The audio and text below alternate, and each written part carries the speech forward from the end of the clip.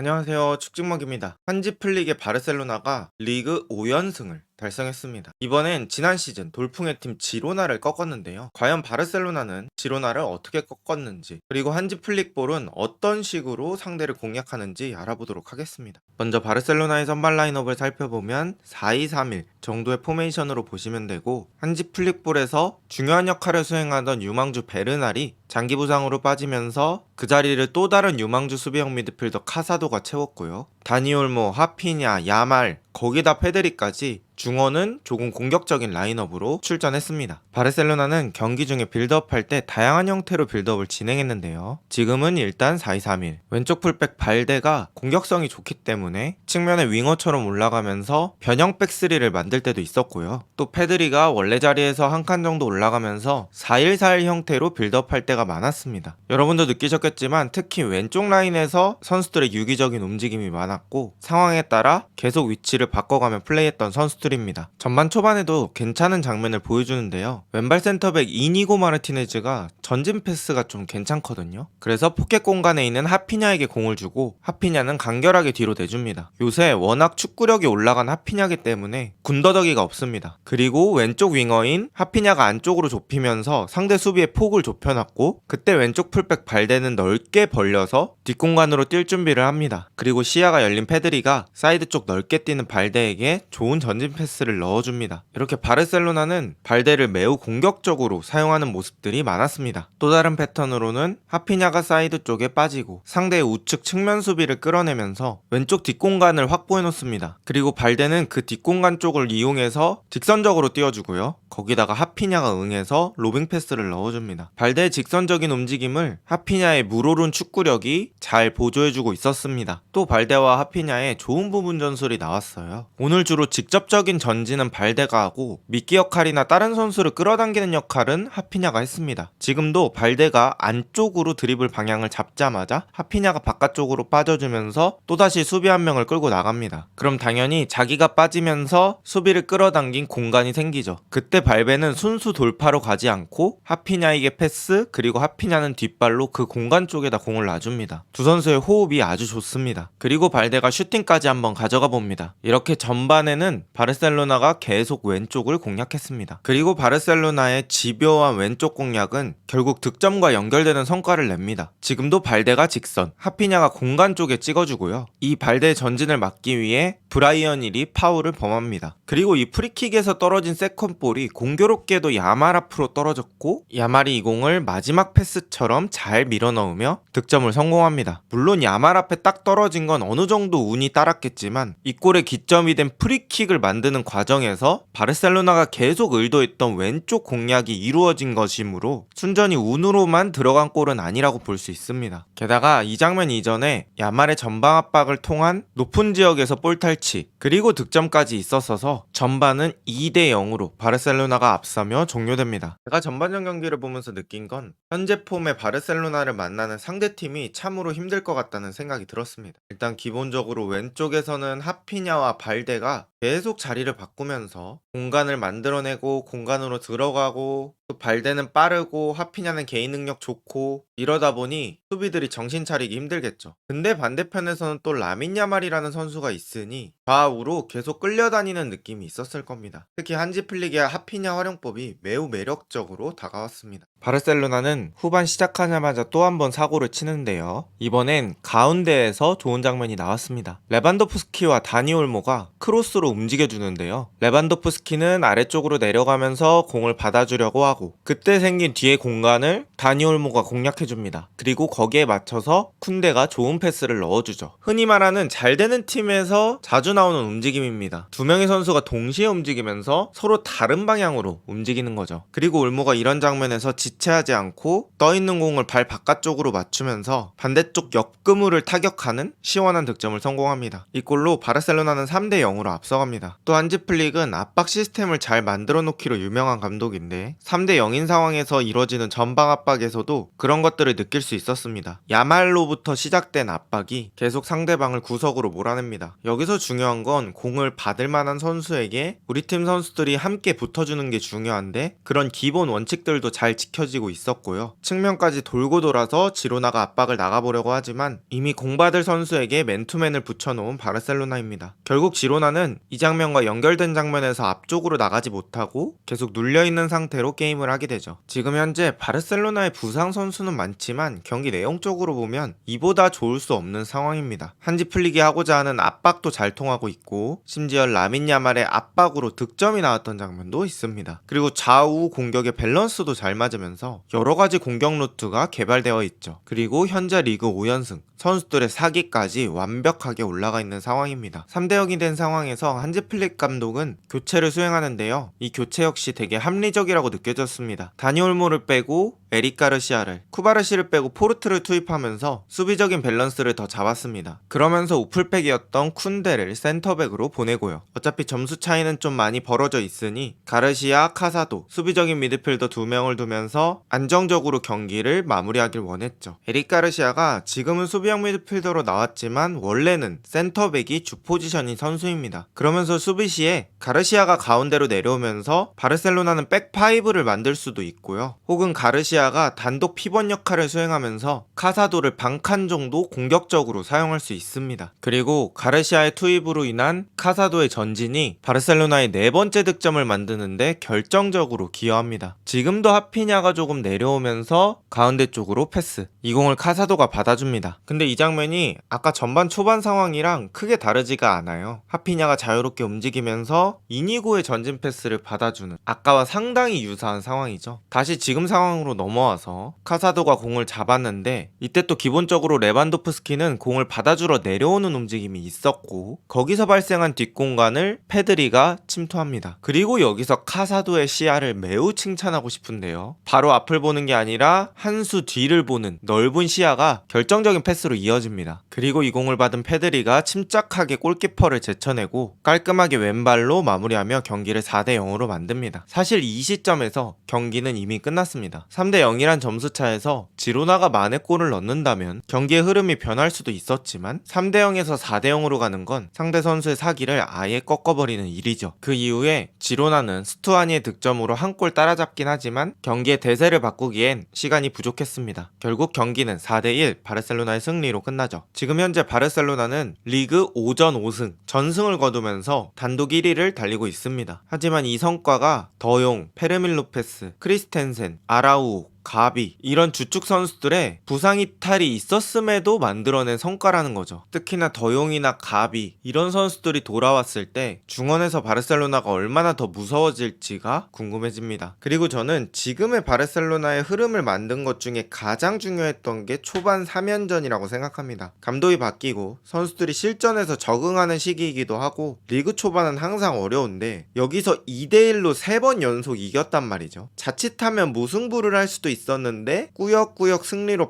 바꿔나가면서 기세를 유지한 게 좋았고 이 기세를 발판 삼아서 선수들이 할 수 있다는 자신감을 가지니 두 번의 대승이 나왔던 것 같습니다. 미친 듯한 흐름의 바르셀로나, 과연 바르셀로나는 이번 시즌 우승을 차지할 수 있을까요? 오늘 영상은 여기까지입니다. 비슷한 영상이 궁금하시다면 구독 부탁드립니다. 좋은 하루 되세요.